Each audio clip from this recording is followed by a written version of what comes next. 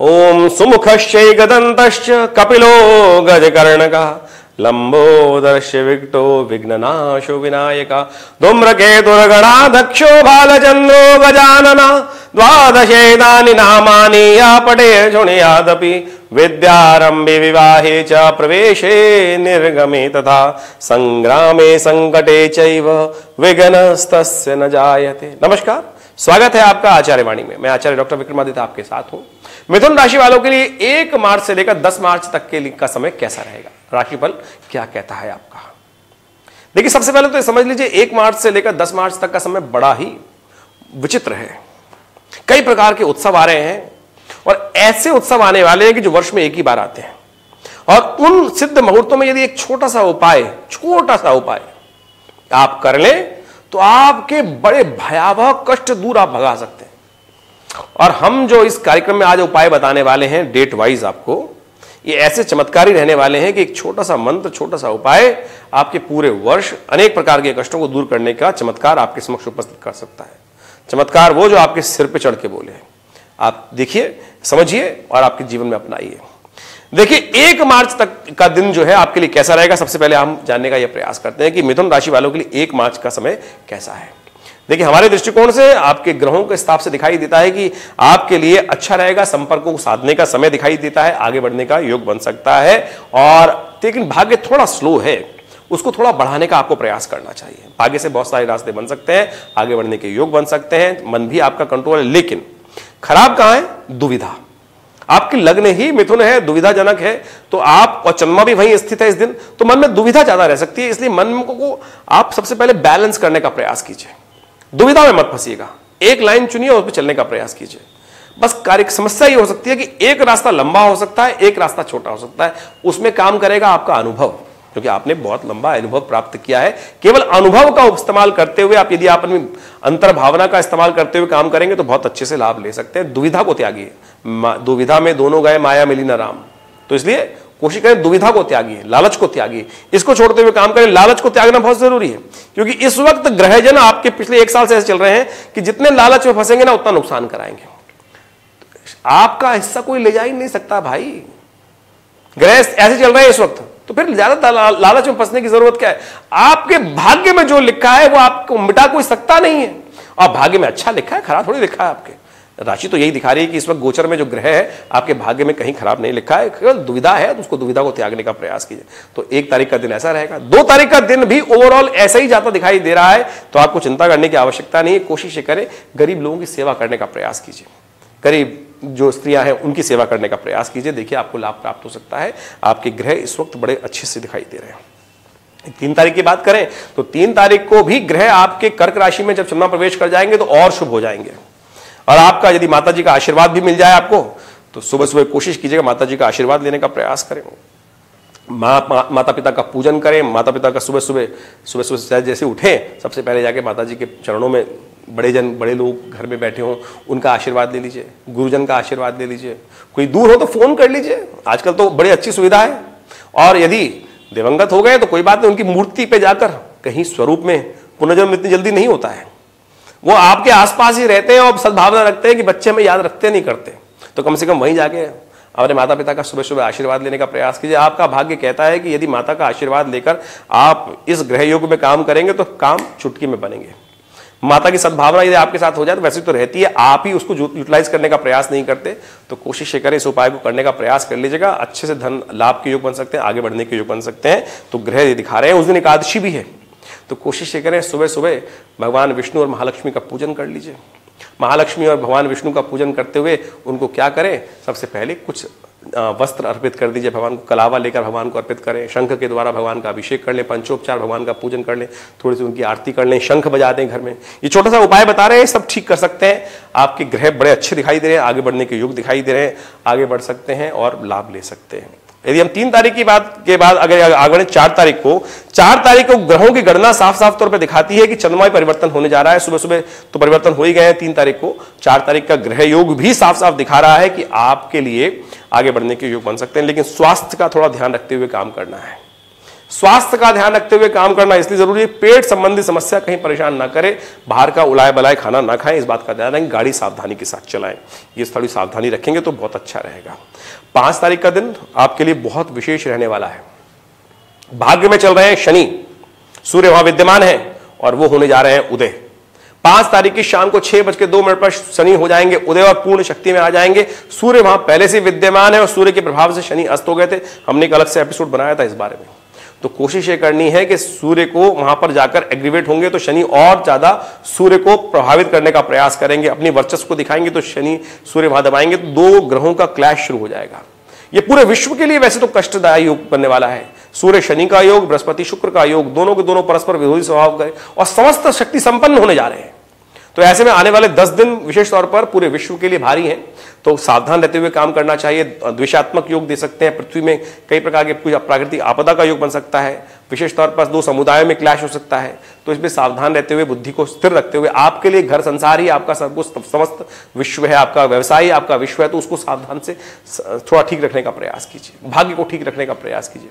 शनि भाग्य में उदय होने जा रहे हैं तो धीरे धीरे भाग्य को जगाएंगे, इस बात से आप आश्वस्त हो जाए, भाग्य जागेगा, लेकिन केवल जिद को त्यागने का प्रयास कीजिए। मन 2 दुविधाओं में ना भागे, इधर उधर ना भागे, इस बात का ध्यान रखते हुए काम करना है। और खास तौर पर आगे बात करें तो उस दिन शाम को चंद्रमा परिवर्तित हो जाएंगे।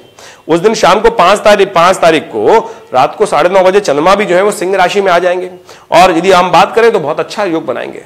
चंद्रमा शनि के सामने आकर मन को एकाग्र करने के योग बनाएंगे, आपका अच्छा योग बन सकता है, लाभ प्राप्ति के योग बन सकते हैं। तो 6 तारीख को विशेष तौर पर, उससे पहले एक काम कर लीजिए, क्योंकि शनि जागने वाले हैं और प्रदोष के दिन शाम के समय आप एक काम करें, शनिवार को इस बार प्रदोष पड़ रहा है, शनि प्रदोष है और ये शनि के दोषों को शमन करने की बड़ी सिद्ध रात्रि होती है।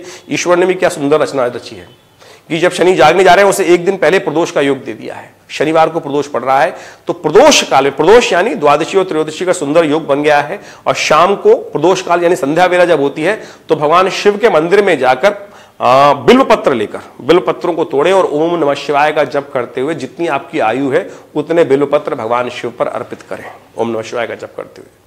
नहीं मिले तो एक काम करने, बिल्वपत्र तो फूल तो एक बार चढ़ सकता है भगवान पर, परंतु बिल्वपत्र पुनः चढ़ सकता है, तो आप बिल्वपत्र को तोड़ने के उपरांत एक एक करके भगवान शिव पर पुनः धोए फिर अर्पित करें, पुनः धोएं फिर अर्पित करें। ये समर्पण भाव है, तेरा तुझको अर्पण क्या लागे मेरा। तो आप करने का प्रयास कीजिएगा। देखिए कि आपका कष्ट को दूर करने के लिए, शनि के शुभ प्रभाव को उदय करने के लिए शनिवार के दिन, शनि प्रदोष के दिन एक दिन पहले ये उपाय करिए, देखिए आपके शनि आपके अनुकूल होंगे, बहुत सुंदर योग बनाएंगे। और 6 तारीख को अगले दिन हम बात करें तो सत्यव्रत है, पूर्णिमा भी है, उस दिन पूर्णिमा शाम को आ जाएगी तो सत्यव्रत उस दिन किया जाएगा। पूर्णिमा वैसे तो अगले दिन पुण्य के तौर पे है, उस दिन चंद्रमा का जन्मदिन भी है, तो आपको भी विशेष तौर पे सत्यव्रत करना चाहिए और भगवान सत्यनारायण की आराधना करने के लिए ओम नमो नारायण का मंत्र जप करते हुए करने का प्रयास करें। ग्रहों की गणना के अनुसार से दिखाई देता है कि 6 तारीख का जो दिन रहेगा विशेष तौर पर आपके लिए ग्रहों योगों के अनुसार से दिखाता है कि आपके मित्रों से आपको लाभ प्राप्त हो सकता है, लेकिन घर के परिवार के लोगों को आपकी आवश्यकता पड़ सकती है, थोड़ा सावधान रहते हुए उनका भी ध्यान रखते हुए काम कर लीजिएगा। उनकी आवश्यकता हो सकती है तो उनके संपर्क में रहने का आपको प्रयास करना चाहिए। 7 तारीख का दिन बहुत ही इंपॉर्टेंट है। 7 तारीख का दिन वो खास दिन है, होलिका महारात्रि का दिन है। होलिका महारात्रि विशेष तौर पर वर्ष में एक बार आती है और आपके घर के तमाम नेगेटिव एनर्जी को दूर करने का योग बनता है। कई बार आपके मनोमस्तिष्क में इस प्रकार का विचित्र योग बन जाता है कि आपके जीवन में कई बार सब कुछ अच्छा हम कर रहे हैं लेकिन घर में आते ही कष्ट हो जाता है, या दुकान में जाते ही। अब कई बार लोग फोन करते हैं, महाराज सब बढ़िया था, घर से निकले बढ़िया अच्छा सोच के, लेकिन दुकान पे जाते ही भूल गए, काम ही नहीं हो रहा, याद ही नहीं आता, दुकान पे जाके काम में ऐसे लग जाते हैं और ऐसा लगता है कि काम कर रहे हैं लाभ ही नहीं हो रहा है। कई बार कोई नेगेटिव एनर्जी, देखिए आपकी दुकान में, काम में, घर में कई प्रकार के लोग आते हैं, अच्छे खराब कई प्रकार के लोग आते हैं। कई लोग ईर्ष्या भाव उत्पन्न करके आते हैं, आपके नजर लगा जाते हैं, द्वेष हो जाते हैं। आप नई नई गाड़ी लाए, कोई आया, अरे अरे बहुत बढ़िया, पैसे की समृद्धि हो रही है, बढ़िया चल रहा है धंधा, आप भी कहते हैं हाँ भगवान की कृपा है बढ़िया, बस लग गई उसकी नजर। ये होती है नजर। और आपका काम, हमारे आश्रम में भी एक ऐसे कई लोग आते हैं इस तरह के। एक बार साग बहुत बढ़िया हुआ, हमारे पिताजी बताते थे कि साग बहुत बढ़िया हुआ, एक पंडित जी रहते थे आश्रम पर और उनकी नजर खासतौर पर लगती थी, अरे महाराज गुरुदेव आज साग बहुत अच्छा हो रहा है। आप सत्य माने वो साग पूरा का पूरी क्यारी कड़वी हो गई। ये होती है नजर। कई लोगों की लगती है पता ही नहीं चलता उस आदमी को किसकी नजर लग रही है, लेकिन आपको अनुभव के द्वारा पता चल सकता है कि किसकी नजर लगती है, उससे बच के रहना चाहिए आदमी। अब उसके लिए रक्षा के लिए क्या करें, तो ये आ रही है होलिका महारात्रि का दिन। तो विशेष तौर पे समझिए, जो लोग मिथुन राशि वाले हैं उनके लिए हम उपाय बताने जा रहे हैं, उस उपाय को कर लेना चाहिए आपको।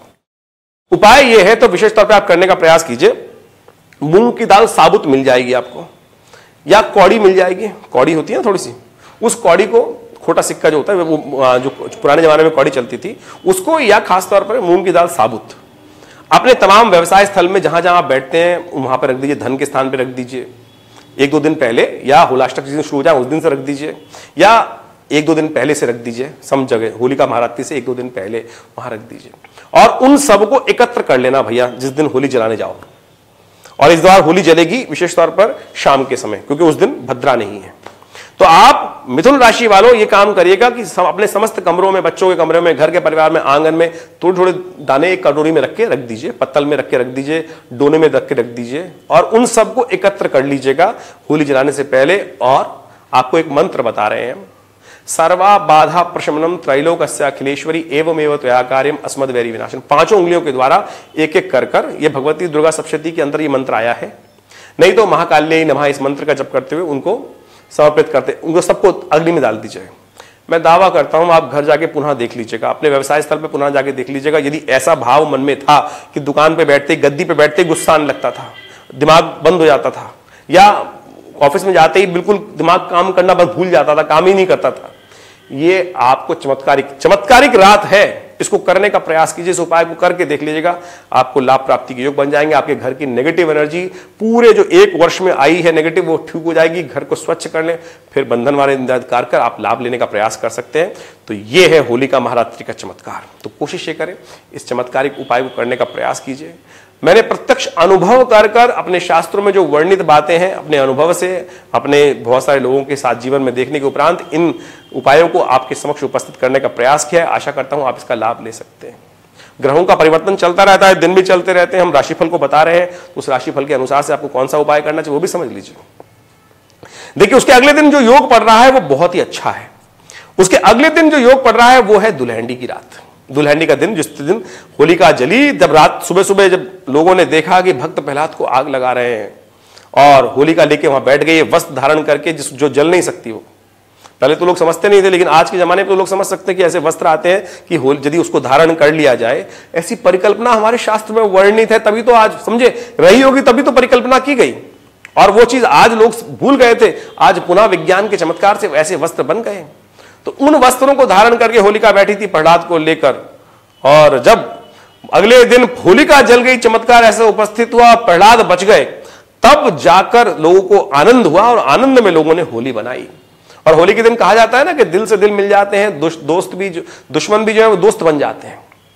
तो आप उस दिन मिलने का प्रयास कीजिए। ग्रह योग दिखा रहे हैं कि आपके लिए ग्रह समय बहुत अच्छा है, बहुत आगे बढ़ने के योग बन सकते हैं, लाभ के योग बन सकते हैं। तो 8, 9 और 10 आपके लिए अच्छे रहेंगे। आप कोशिश करें, होली वाले दिन एक उपाय और कर लीजिए, भगवान को प्रसन्न करने का प्रयास कर लीजिए। आप कोशिश करें, भगवान को विशेष तौर पर आप भगवान विष्णु के मंदिर में जाकर, कृष्ण जी के मंदिर में जाकर, एक जल में तुलसी दल डालकर, थोड़ा केसर डाल दीजिएगा, थोड़ा तुलसी दल डाल दीजिएगा, थोड़ा चंदन डाल दीजिएगा, और भगवान के ऊपर सुंदर अभिषेक उस जल से शंख में डालकर भगवान का अभिषेक करने का प्रयास करें। उसके बाद उस जल को अपने ऊपर भी ग्रहण करने का प्रयास करें।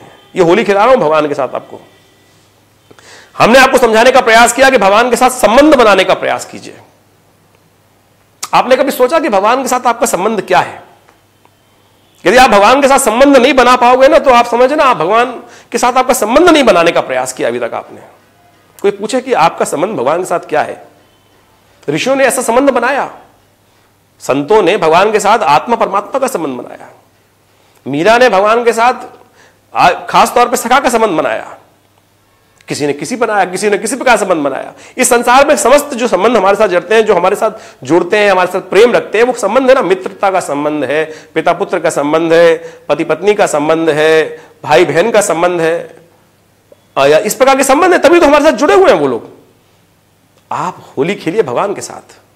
शास्त्र में कहा गया है, त्वमेव माता च पिता त्वमेव बंधु च सखा त्वमेव, फिर काहे की दुविधा भैया।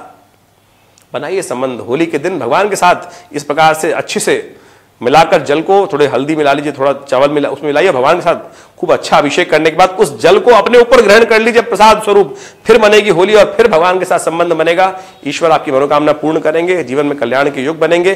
तो ये होली आपके लिए बहुत शुभ हो, आपके जीवन में कल्याण का योग बने, ईश्वर आपके साथ रहे, आपकी मनोकामना सिद्ध हो। हमने ये प्रयास किया है आपके समक्ष शास्त्र के दृष्टिकोण से, अध्यात्म के दृष्टिकोण से, प्रार्थना के दृष्टिकोण से इन सब राशिफल को आपके समक्ष रखा है। आशा करते हैं आप समझेंगे और इन उपायों करेंगे, जीवन में कल्याण के योग बनाएंगे।